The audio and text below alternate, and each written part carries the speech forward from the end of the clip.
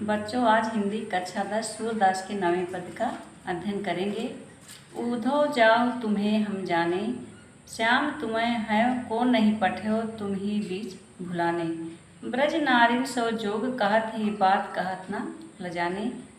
इस पद में गोपिकाएं ऊधो को तर्कपूर्ण जवाब देते हुए कहती हैं, ऊधो जाओ तुम्हें हम जाने। हे ऊधो, हम तुम्हें अच्छी प्रकार से जानते हैं। ऊधो जाओ तुम्हें हम जाने।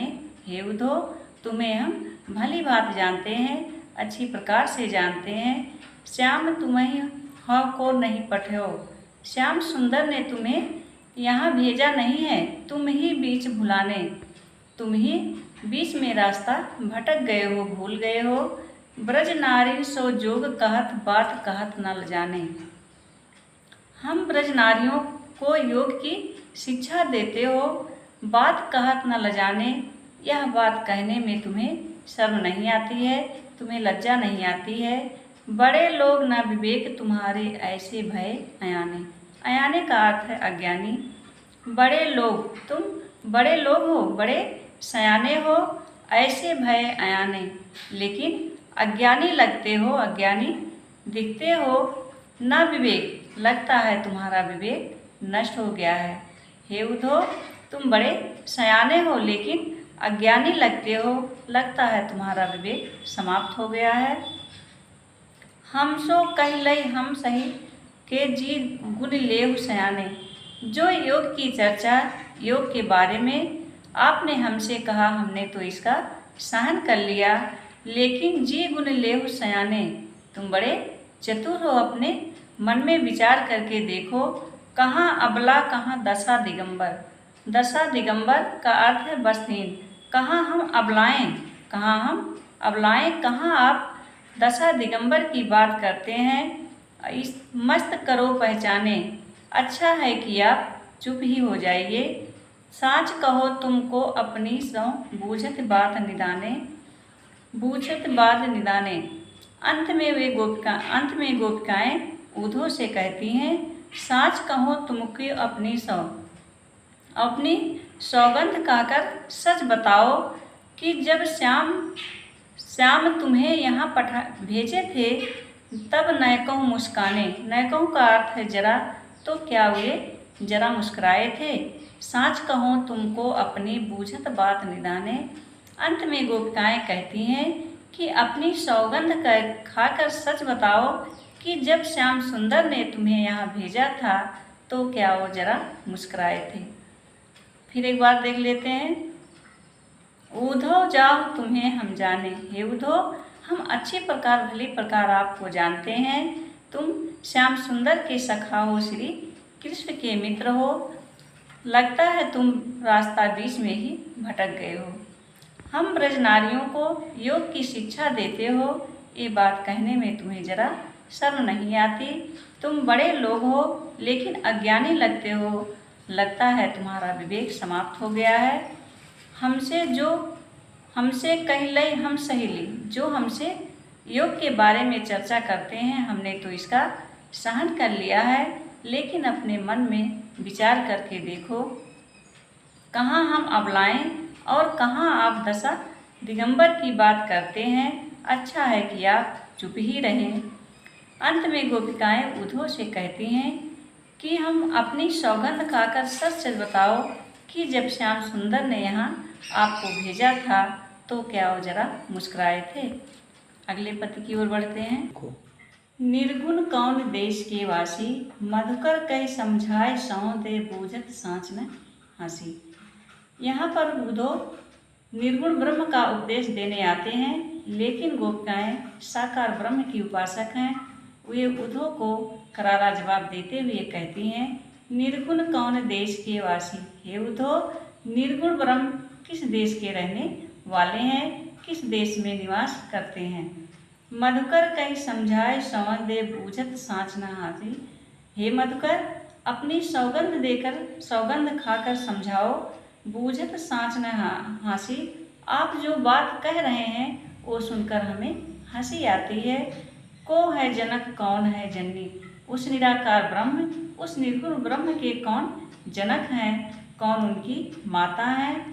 कौन नारी, कौन उनकी नारी है, को दासी और कौन उनकी दासी हैं।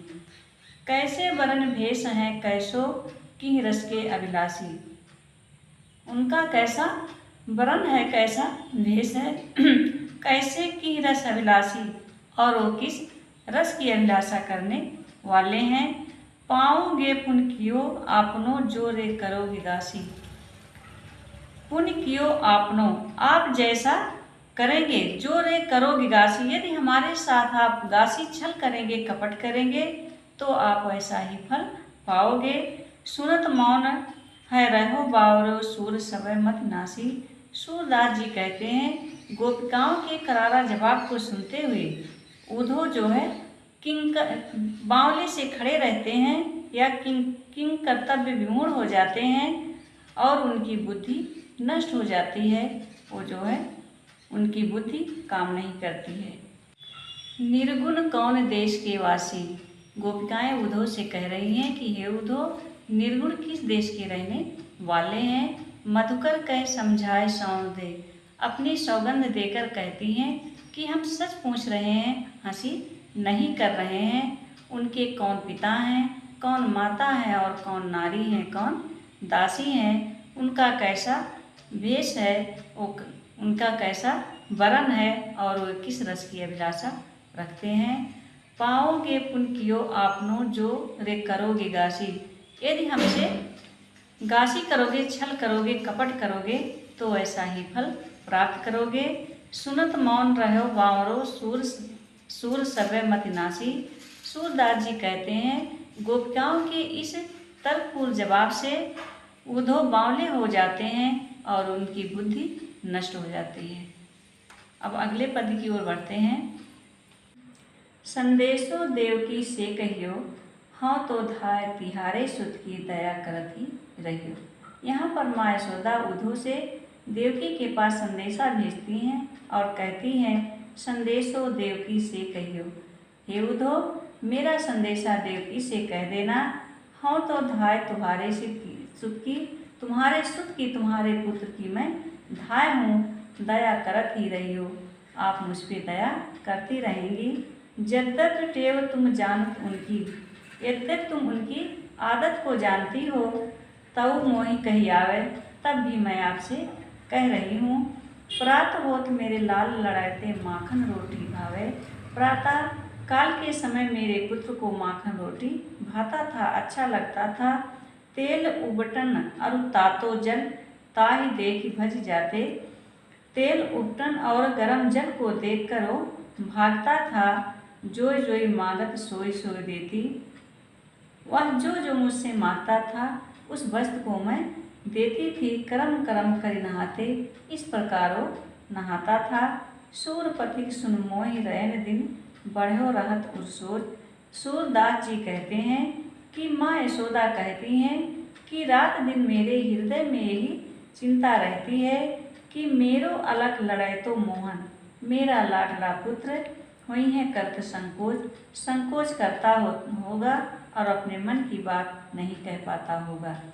संदेशो देवकी से कहियो, हे उद्धव मेरा संदेशा देवकी से कहना, मैं तो उनके पुत्र की धाय माँ हूँ, मुझ पर दया करती रहेंगी। जबकि उसकी आदत को जानती हैं, तब भी मैं उनसे कह रही हूँ। प्रातः समय मेरा पुत्र माखन रोटी खाता था। तेल उपटन और गरम जल को देखकर वो भागता था। जो जो मुझसे मांगता था वह वस्तु मैं उसे देती थी। इस प्रकार वो क्रम से नहाता था। सूरदास जी कहते हैं कि माँ यशोदा कहती हैं कि हे पथिक, हे उद्धव, मेरे हृदय में दिन रात ही चिंता रहती है कि मेरा पुत्र मोहन अपने मन में संकोच करता होगा और कुछ कह नहीं पाता होगा। बच्चों, आज सूरदास का पद समाप्त हो गया। आप लोग इसकी व्याख्या कर लेंगे। कल हम जो है अगले रचनाकार के साथ मिलेंगे।